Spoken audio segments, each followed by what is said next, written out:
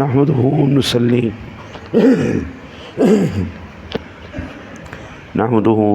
ونسلم على رسوله الكريم اما بعد فاعوذ بالله من الشيطان الرجيم بسم الله الرحمن الرحيم وعن ابي عطية قال دخلت انا ومسروق على عائشة فقلنا يا ام المؤمنين رجلان من اصحاب محمد صلى الله عليه وسلم احدهما يعجل الافطار ويعجل الصلاة والآخر يؤخر الإفطار ويؤخر الصلاة قالت أيهما يعجل الإفطار ويعجل الصلاة قلنا عبد الله ابن مسعود قالت هكذا صنع رسول الله صلى الله عليه وسلم والآخر أبو موسى رواہ مسلم۔ حضرت امام مسلم نے حضرت ابو عطیہ سے روایت کیا ہے، وہ فرماتے ہیں کہ میں اور مسروق حضرت عائشہ صدیقہ طیبہ طاہرہ ام المؤمنین کے پاس گئے اور ہم نے عرض کیا، اے ام المؤمنین، حضور نبی اکرم صلی اللہ علیہ وسلم کے صحابہ میں سے دو حضرات ہیں، ایک افطاری بھی جلدی کرتے ہیں اور نماز بھی جلدی پڑھتے ہیں، دوسرے وہ نماز میں بھی دیر کرتے ہیں اور افطاری بھی دیر سے کرتے ہیں۔ فرمانے لگیں وہ کون سے ہیں جو افطاری میں اور نماز میں جلدی کرتے ہیں؟ تو ہم نے عرض کیا وہ عبداللہ ابن مسعود ہیں جو نماز میں بھی اور افطاری میں بھی جلدی کرتے ہیں۔ تو وہ فرمانے لگیں نبی اکرم صلی اللہ علیہ وسلم کا یہی طریقہ تھا، آپ افطاری بھی جلدی کرتے اور آپ نماز بھی جلدی پڑھتے۔ اور دوسرے حضرت ابو موسیٰ ہیں۔ یہاں سے یہ بات پتہ چلی کہ حضور نبی اکرم افطاری تو گھر فرماتے تھے، آپ کا وقت تو زیادہ اماں جی عائشہ کے پاس گزرا، اور آخری وقت بالخصوص حضور کا آخری وقت بالخصوص اماں جی کے پاس زیادہ گزرا ہے، تو گھر کی گواہی سب سے زیادہ مضبوط ہے یا نہیں ہے؟ اور یہ دونوں حضرات جو آنے والے تھے ابو عطیہ اور مسروق، یہ دونوں تابعی ہیں۔ انہوں نے پوچھا جا کے، اب یہاں سے یہ مسلم شریف کے اندر حدیث پاک موجود ہے، حضرات مجھے ابھی تک سمجھ میں نہیں آئی، جب اتنے واضح دلائل موجود ہیں جلدی افطار کرنے کے، اتنے واضح ترین دلائل موجود ہیں، اور قرآن پاک کی آیات کی تفسیر از خود حضور سرور دو عالم صلی اللہ علیہ وسلم سے اور صحابہ سے موجود ہے، ابھی تک نہیں سمجھ میں آئی مجھے بات، لوگ اس کو برا کیوں سمجھتے ہیں اور غلط کیوں کہتے ہیں؟ ایک بات ہو نا جی کہ اہل سنت نے غروب ہوتے ہی افطاری کرنا خود سے بنا لیا ہے، ان کے پاس کوئی دلیل نہیں ہے، پھر ٹھیک ہے ہم غلط ہیں کیونکہ ہمارے پاس دلیل کوئی نہیں، لیکن جب ہمارے پاس قرآن و حدیث دونوں سے دلیل موجود ہے، پھر غلط کہنے والا ایمان سے بتائیے گا۔ اماں جی خود گواہی دے رہی ہیں، ایک یہ ابو داؤد ابن ماجہ شریف کے اندر حدیث پاک ہے کہ آقا جی نے فرمایا لا یزال الدین ظاہرا ما عجل الناس الفطرہ لأن الیہود والنصارى یؤخرون، میری امت جب تک افطاری میں جلدی کرتی رہے گی، خیر اور بھلائی پر رہے گی اور غالب رہے گی، کیونکہ یہود و نصارہ دیر سے افطاری کرتے۔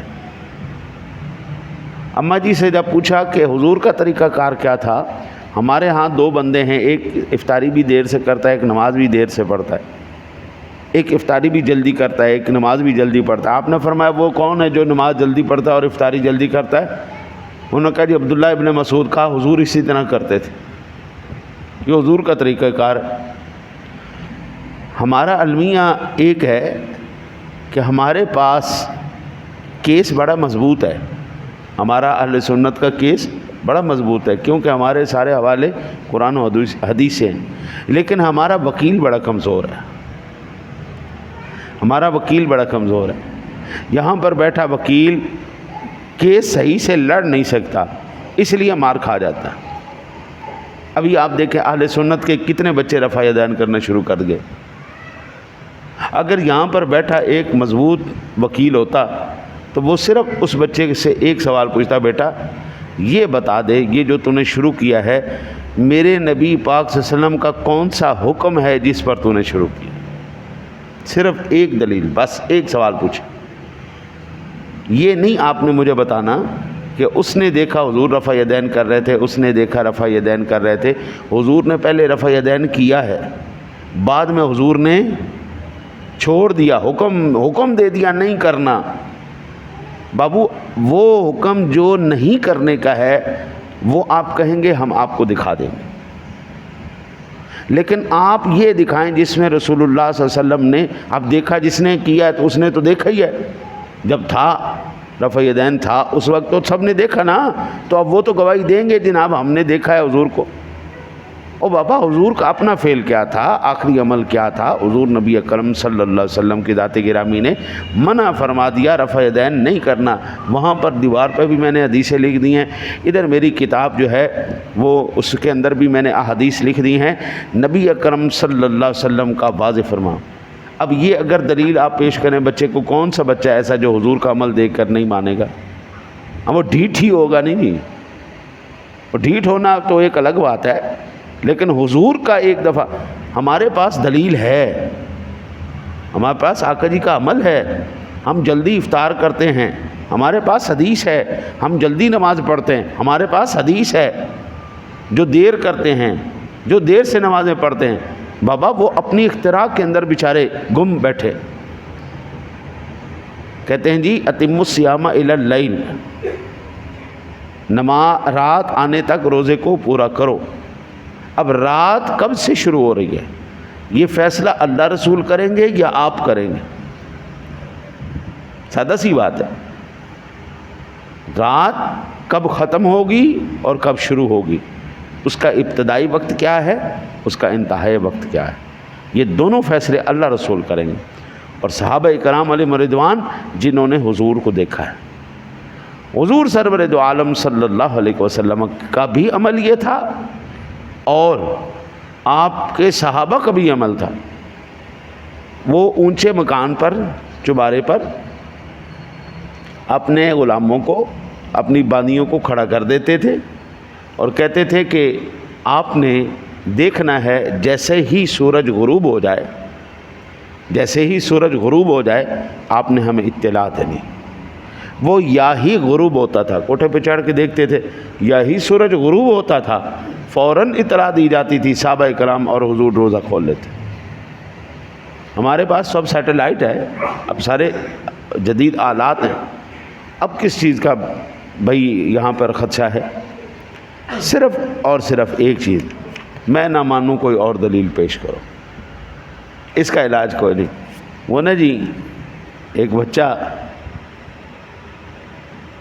بڑا ذہین تھا، اس کے باپ نے کہا کہ یار میں اس کو نا جی مناظر بنانا چاہتا ہوں۔ مناظر بڑی بلا ہوتی ہے جناب، ہر ایک کا منہ بند کر دیتا ہے ایسی تیسی۔ وہ گیا جناب اہل سنت کے پاس، ہاں جی میں مناظر بنانا چاہتا ہوں۔ انہوں نے کہا جی 12 سال لگیں گے جی، 8 سال درس نظامی کرے گا، 2 سال مفتی کورس کرے گا، اس کے بعد پھر 2 سال مناظرہ پڑھے گا۔ 12 سال کو، انہوں نے کہا نہیں 12 سال کون انتظار کرے، یہ انتظار نہیں ہوتا۔ ایک اور مکتبہ فکر کے پاس گیا، انہوں نے کہ چلو تسی 12 سال نہ دیو سانو 6 سال دے دو، 6 سال اسی تیار کر دیں گے۔ میں کہا جی ٹھیک ہے، یہ بھی ٹھیک، مینوں نہیں، یہ بڑی دیر ہے۔ ایک اور پارٹی کول گیا، وہ پارٹی کول کہنے لگا جناب میں منڈا مناظر بنانا ہے جی، دسو کنی دیر بن جائے گا؟ انہوں نے کہا سویرے آ کے لے لیا جی، سویرے آ کے لے لیا جی۔ انہوں نے کہا اچھا ہاں بالکل۔ وہ جناب منڈا دیتا انہوں نے، کہنے لگے جی پترا زندگی چیکو کام کرنی، جیڑی بھی تینوں کوئی دلیل دے نا، جیڑی بھی کوئی گل سنائے، ایک کو رٹ مارنی، میں نہ مانوں کوئی اور دلیل پیش کرو۔ اب آپ حضرت جتنے مرضی دلائل دے لیں، آپ 1 مرتبہ دیں گے، 2 مرتبہ دیں گے، جب ہر مرتبہ یہی سوال آئے گا میں نہ مانوں کوئی اور دلیل پیش کرو، آپ کتنے سوال دیں گے؟ کتنے آپ دلائل دیں گے؟ ایک وقت میں آپ دلائل دینا بند کر دیں گے، آپ کے پاس ختم ہو جائیں گے، تو لوگ اب وہ اگلے جناب نعرہ مار دیں گے، او ساڈا منڈا جیت گیا، مولوی کول جواب ہی کوئی نہیں۔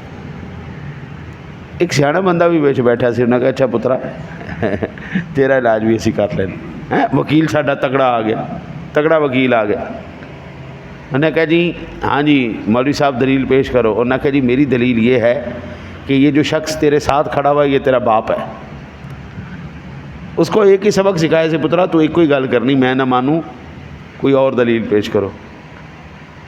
انہوں نے کہا جی میں نہ مانوں کوئی اور دلیل پیش کرو۔ ابے نے جتی لا رہے تیرا کھانا خراب، پیو تو انکاری ہو گیا کھانا خراب، ہوں پیو کو دلیل منگے گا، تو میرا پیو ہے جی، ہوں بندہ اے پیو کو ہی دلیل منگ دے، یہ وہ قوم ہے میں نہ مانوں کوئی اور دلیل پیش کرو۔ اس طرح نہیں ہوتا اللہ کے بندے، ہم اہل سنت ہیں، صرف ہماری اتنی کمزوری ہے کہ ہمارے یہاں پر بیٹھا وکیل کمزور ہے، ہمارا کیس کمزور نہیں ہے، ہمارا کیس بڑا مضبوط ہے۔ جس دن ہم اپنے مضبوط وکیلوں کے پاس بیٹھ گئے ایمان سے ہم تباہی مچا دیں گے۔ اللہ سے دعا اللہ آپ کو مجھے عمل کی توفیق عطا فرمائے۔